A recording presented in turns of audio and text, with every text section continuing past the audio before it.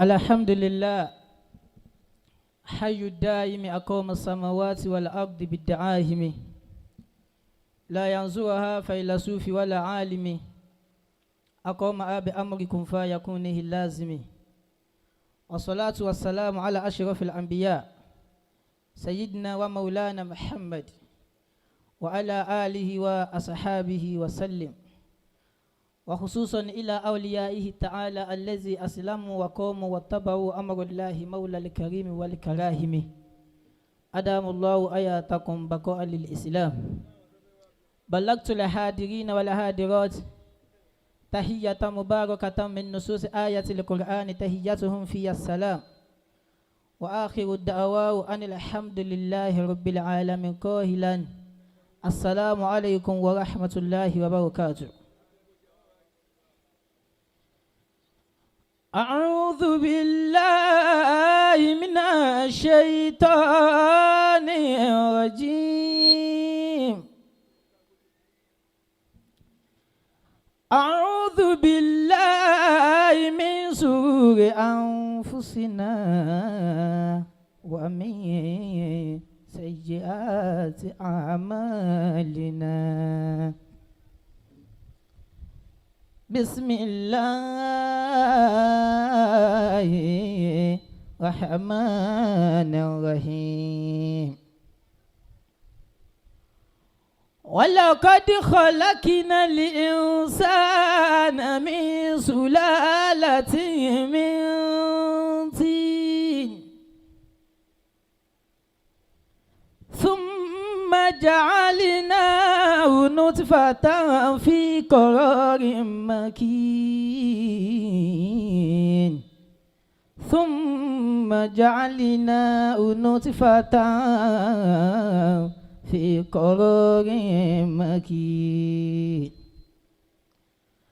ثم جعلنا نطفة علقة وجعلنا علقة مضغة فخلقنا مضغة عظاما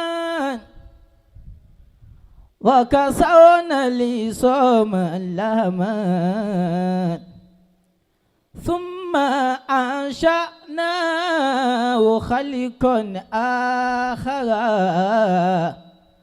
فتبارك الله أحسن الخالقين.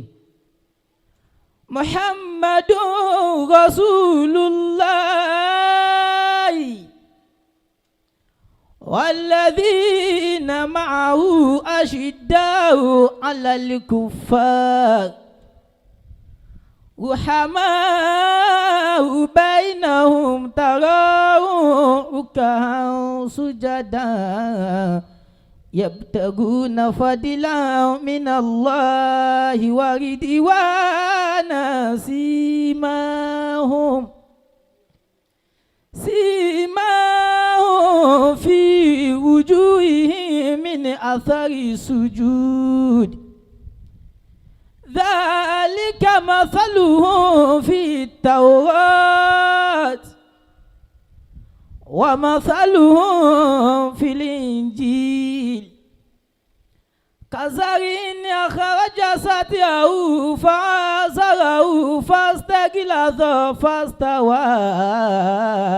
على سوقه يعجب الزراع ليغيظ بهم الكفار وعد الله الذين آمنوا وعملوا الصالحات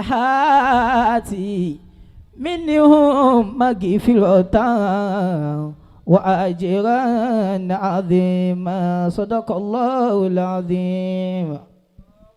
ẹja sọ pé Ọlọ́run tóbi, ẹja tún sọ pé Ọlọ́run tóbi lẹ́ẹ̀kan sí Abdulmuiz.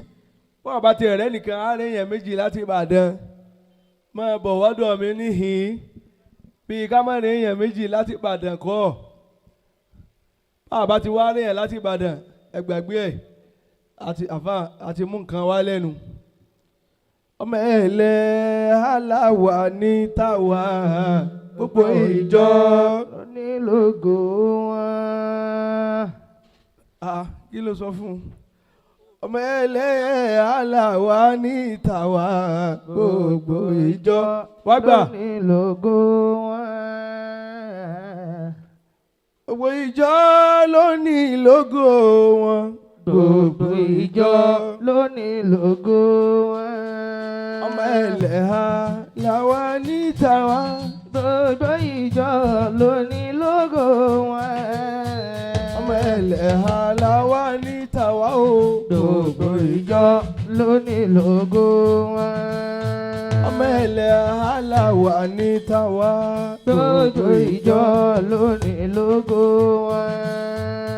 àdìdí sádàlẹ̀ àdàbí. àlẹ́ àdàbí. àlè mọ̀ dàbí.